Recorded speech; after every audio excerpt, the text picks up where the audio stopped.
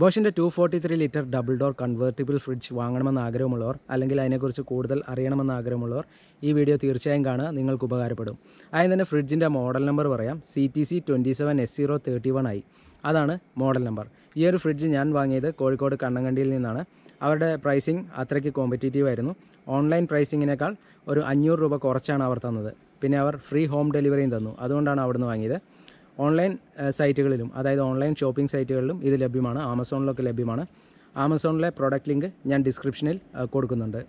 Fridge first time use ചെയ്യുമ്പോൾ ഒരു കാര്യം പ്രത്യേകം ശ്രദ്ധിക്കുക. ഫ്രിഡ്ജ് കിട്ടിയ ഉടനെ തന്നെ പ്ലഗ് കുത്തി അങ്ങോട്ട് യൂസ് ചെയ്യാൻ തുടങ്ങരുത്. കുറച്ച് നേരം ഫ്രിഡ്ജ് ഐഡിലായിട്ട് വെക്കുക, അതായത് പ്ലഗിലൊന്നും കുത്താതെ അങ്ങനെ വെക്കുക. ഫ്രിഡ്ജ് കൊണ്ടുവരുമ്പോൾ ഫ്രിഡ്ജ് ചെറുതായിട്ട് കുലുങ്ങാൻ ചാൻസ് ഉണ്ട്. അങ്ങനെ കുലുങ്ങുമ്പോൾ ഗ്യാസൊക്കെ ഡിസ്പ്ലേസ് ആകാൻ ചാൻസ് ഉണ്ട്.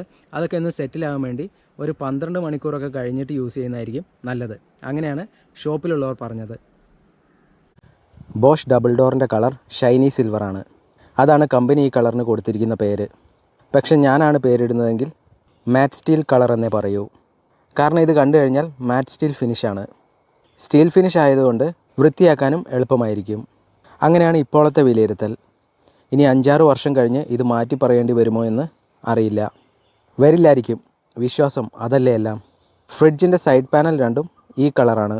സൈഡ് പാനൽ പെയിൻറ്റ് ഫിനിഷാണ്. ഈ കളറിനെ സ്റ്റീൽ ഗ്രേ എന്ന് വിളിച്ചാൽ എനിക്ക് കളർ ബ്ലൈൻഡ്നെസ് ആണെന്ന് നിങ്ങൾ പറയുമോ? ഫ്രിഡ്ജിൻ്റെ വിഡ്ത്ത് 60.5 സെൻറ്റിമീറ്റർ ആണ്. ഹൈറ്റ് 156 സെൻറ്റിമീറ്റർ ആണ്. ഫ്രിഡ്ജിൻ്റെ ഗ്രോസ് കപ്പാസിറ്റി 263 ലിറ്ററാണ്. Net capacity 243 litre. അതായത് നമുക്ക് യൂസ് ചെയ്യാൻ പറ്റുന്ന കപ്പാസിറ്റി 243 ലിറ്ററാണ്. ഇത്രയും പറഞ്ഞ സ്ഥിതിക്ക് ഇനി വെയിറ്റ് കൂടി പറയാം. ഏകദേശം 60 കിലോ ഒക്കെ കാണും. ഇത് കൺവേർട്ടബിൾ ഫ്രിഡ്ജാണ്. അതായത് വേണമെങ്കിൽ ഫ്രീസർ ഫ്രിഡ്ജാക്കി മാറ്റാം. അങ്ങനെ മാറ്റേണ്ട അവസ്ഥ ഇതുവരെ വന്നിട്ടില്ല. അങ്ങനെ ഒരു വീട്ടിൽ ചെയ്യേണ്ടി വരുന്ന അവസ്ഥ വളരെ വിരളമായിരിക്കുവാനേ ചാൻസ് ഉള്ളൂ. അതുകൊണ്ട് ഈ കൺവേർട്ടബിൾ ഓപ്ഷൻ സാധാരണക്കാരന് അത്ര വലിയ യൂസ് ഒന്നും കാണില്ല.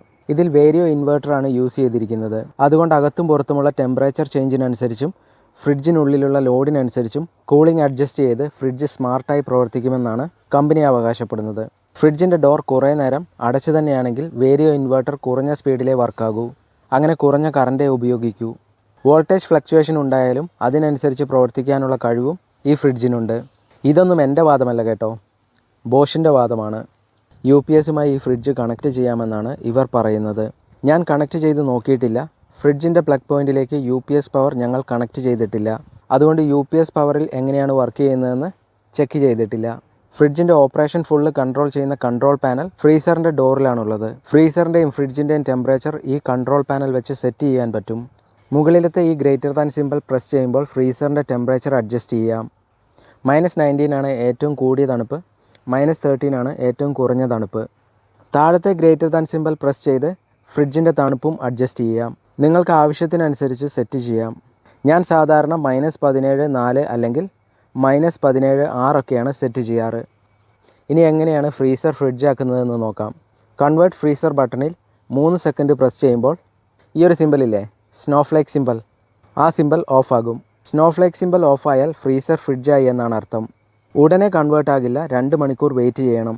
പ്രസ് ചെയ്യുന്നതിന് മുന്നേ ഫ്രീസറിലുള്ള ഐറ്റമൊക്കെ എടുത്തു മാറ്റുന്നത് നല്ലതാണ്. എന്നിട്ട് 3 സെക്കൻഡ് പ്രസ് ചെയ്തിട്ട് സ്നോഫ്ലേക്ക് സിമ്പിൾ ഓഫായി കഴിഞ്ഞ് 2 മണിക്കൂർ വെയിറ്റ് ചെയ്യുക. 2 മണിക്കൂർ ആയതിനു ശേഷം നനഞ്ഞ തുണി കൊണ്ട് ഫ്രീസർ തുടച്ച് വൃത്തിയാക്കിയതിനു ശേഷം ഫുഡ് സ്റ്റോർ ചെയ്യാം. ഫ്രീസർ ഫ്രിഡ്ജ് ആകുമെങ്കിലും ഫ്രൂട്ട്സും വെജിറ്റബിൾസും ഒന്നും ഫ്രിഡ്ജായ ഫ്രീസറിൽ വെക്കരുത്. അതായത് കൺവേർട്ട് ചെയ്ത് കഴിഞ്ഞിട്ട് ഫ്രീസറിൽ കൊണ്ട് ഫ്രൂട്ട്സും വെജിറ്റബിളും ഒന്നും വെക്കരുത്. അങ്ങനെ പ്രത്യേകം മാനുഫാക്ചറേഴ്സ് പറയുന്നുണ്ട്. കൺട്രോൾ പാനലിലെ ഏകദേശം എല്ലാ ഫീച്ചേഴ്സും ഞാനിപ്പോൾ കവർ ചെയ്തു. ഇനി 2 ഫീച്ചേഴ്സ് കൂടി പറയാനുണ്ട്. സൂപ്പർ ഫ്രീസിങ്ങും സൂപ്പർ കൂളിങ്ങും. Super freezing freezer maximum cold ആക്കാനുള്ള ഓപ്ഷനാണ്. ഫുഡ് വെക്കുന്നതിന് ഏകദേശം 1 മണിക്കൂർ മുന്നേ സൂപ്പർ ഫ്രീസിങ് ഓൺ ആക്കണം. ഫ്രിഡ്ജ് സൂപ്പർ ഫ്രീസിങ് ഓപ്ഷനിൽ വർക്ക് ചെയ്യുമ്പോൾ ഫ്രിഡ്ജിൻ്റെ നോയ്സ് കൂടുതലാകാൻ ചാൻസ് ഉണ്ട്. സൂപ്പർ എന്നെഴുതിയിട്ടുള്ള ആ ഒരു ഓപ്ഷനിൽ ലൈറ്റ് വരുന്നതുവരെ ഗ്രേറ്റർ ദാൻ സിമ്പിൾ പ്രസ് ചെയ്താൽ മതി സൂപ്പർ ഫ്രീസിങ് ഓൺ ആക്കാൻ. ഒരു 2 മണിക്കൂർ കഴിയുമ്പോൾ സൂപ്പർ ഫ്രീസിങ് തന്നെ സ്റ്റോപ്പായി ഫ്രീസർ നോർമൽ ഓപ്പറേഷൻ തുടരും. അപ്പോൾ സൂപ്പർ ഫ്രീസിങ് ഓപ്ഷൻ 2 മണിക്കൂറേ ലാസ്റ്റ് ചെയ്യുമെന്നാണ് കാറ്റലോഗ് പറയുന്നത്. സൂപ്പർ കൂളിംഗ് ഓപ്ഷൻ അടിയിലത്തെ തട്ടിനുള്ളതാണ്, അതായത് ഫ്രിഡ്ജിനുള്ളതാണ്. ഫ്രിഡ്ജ് മാക്സിമം കൂളാക്കാനാണ് ഈ ഓപ്ഷൻ. കൺട്രോൾ പാനലിലെ അടിയിലത്തെ ഗ്രേറ്റർ ദാൻ സിമ്പിൾ പ്രസ് ചെയ്ത് അത് സെലക്ട് ചെയ്യാം. ഈ 2 ഫംഗ്ഷനും നോർമലി ആരും യൂസ് ചെയ്യാൻ ചാൻസ് ഇല്ല, അങ്ങനെയാണ് എനിക്ക് തോന്നുന്നത്. ഇനി ഫ്രീസറിൻ്റെ ഉൾഭാഗം നോക്കാം. ഫ്രീസറിൻ്റെ പാർട്ടീഷനൊക്കെ ഇങ്ങനെയാണ്. ഫിക്സ്ഡ് ഷെൽഫും ഐസ് ക്യൂബ് മേക്കറും ഒക്കെ ഉണ്ട്. ഫ്രീസറിൽ ലൈറ്റൊന്നുമില്ല. ഫ്രീസറിൽ കാണുന്ന ഈ ഒരു ഗ്ലാസ് ഷെൽഫ് ഫിക്സ്ഡ് ആണ്, പക്ഷേ ഊരിയെടുക്കാം. ഇങ്ങനെ ബാക്ക് ഭാഗം പൊക്കി വലിച്ചു ഊരിയാൽ മതി. വലിച്ചു ഊരിയതിന് ശേഷം ഐസ് ക്യൂബ് മേക്കർ യൂണിറ്റ് ഇങ്ങനെ റിമൂവ് ചെയ്ത് വേണമെങ്കിൽ ക്ലീനൊക്കെ ചെയ്യാം.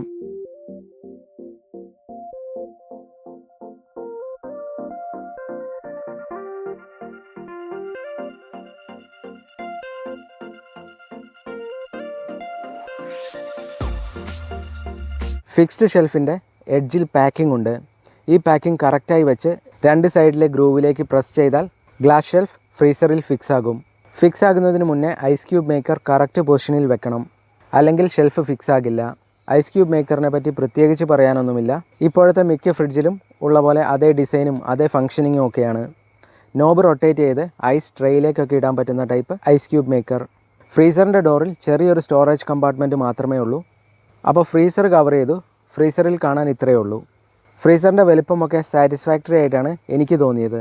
ഫ്രിഡ്ജിൻ്റെ ഉൾഭാഗം അത്യാവശ്യം സ്പേഷ്യസ് ആണെന്നാണ് എൻ്റെ ഫസ്റ്റ് ഇംപ്രഷൻ. 3 ഗ്ലാസ് പാർട്ടീഷനുണ്ട്, ഗ്ലാസ് ഷെൽഫുണ്ട്. അതിൻ്റെ 3ൻ്റെയും ഹൈറ്റ് അഡ്ജസ്റ്റ് ചെയ്യാൻ സാധിക്കും.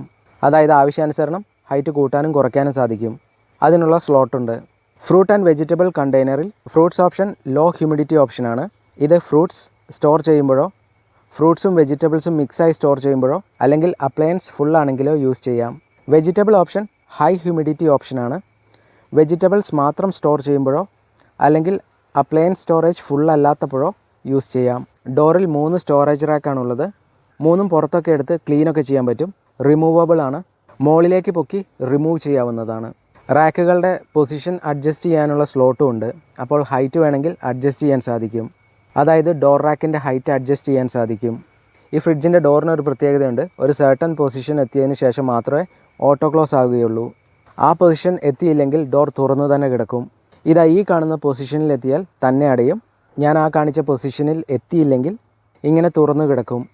ഡോറിൻ്റെ ഫംഗ്ഷൻ ഇങ്ങനെ ആയതുകൊണ്ടാണോ എന്നറിയില്ല, അലാമൊക്കെ ഉണ്ട്. കുറച്ച് നേരം തുറന്നു കിടന്നാൽ ഡോർ അലാം ഓൺ ആകും. ഈ സൗണ്ട് വരുമ്പോൾ ഡോർ അടയ്ക്കുക, അപ്പോൾ ഈ സൗണ്ട് നിൽക്കും. അല്ലെങ്കിൽ കൺട്രോൾ പാനലിലെ ഏതെങ്കിലും ഒരു സ്വിച്ചിൽ പ്രസ് ചെയ്താൽ മതി. ഫ്രിഡ്ജിൻ്റെ കൂളസ്റ്റ് ഏരിയ ടോപ്പ് ഷെൽഫാണ്. വാമസ്റ്റ് ഏരിയ വെജിറ്റബിൾ കണ്ടെയ്നറിൻ്റെ അടപ്പിരിക്കുന്ന ആ ഒരു ഭാഗമാണ്. ഡീഫ്രോസ്റ്റിംഗ് ഓട്ടോമാറ്റിക്കായി നടക്കുന്ന ഫ്രിഡ്ജാണിത്. അതുകൊണ്ട് അതിന് പ്രത്യേകം സ്വിച്ചൊന്നും ഈ ഫ്രിഡ്ജിലില്ല. ബോഷിൻ്റെ ഈ ഒരു ഡബിൾ ഡോർ ഫ്രിഡ്ജിൻ്റെ വർക്കിങ്ങിൽ ഞാൻ കംപ്ലീറ്റ്ലി സാറ്റിസ്ഫൈഡ് ആണ്. ഏകദേശം 3-4 മാസമായി യൂസ് ചെയ്യുന്നു. നന്നായിട്ട് തന്നെ വർക്കാവുന്നുണ്ട്. പിന്നെ ചെറിയൊരു കുറ്റം പറയാനുണ്ട്. അതെന്താണെന്ന് വെച്ചാൽ 2 സൈഡ് പാനലും ചെറുതായിട്ട് ചൂടാവാറുണ്ട്, ഇടയ്ക്കൊക്കെ ചൂടാവാറുണ്ട്. നമുക്കിപ്പോൾ കൈക്കൊക്കെ വേദനയുള്ളപ്പം ജസ്റ്റ് ഒന്ന് കൈക്ക് ചൂട് പിടിക്കണം എന്നൊക്കെ തോന്നുമ്പോൾ ആ സൈഡ് പാനലിൽ കൊണ്ടു വെച്ചാൽ മതി. ലൈറ്റായിട്ട് ചൂടാവുന്നുണ്ട്. അതങ്ങനെ ചൂടാവുമെന്ന് കാറ്റലോഗിൽ എഴുതിയിട്ടുണ്ട്. പിന്നെ ഞാൻ ഗൂഗിളിലൊന്ന് സെർച്ച് ചെയ്ത് നോക്കി, അതിലും അങ്ങനെ തന്നെയാണ് പറയുന്നത്. പിന്നെ ഫ്രിഡ്ജ് സ്റ്റാർട്ട് ചെയ്യുമ്പോൾ അത്യാവശ്യം നോയ്സ് ഉണ്ടാക്കുന്നുണ്ട്. വലിയ നോയ്സ് ഒന്നുമില്ല, ഒരു നോർമൽ ടൈപ്പ് നോയ്സ്.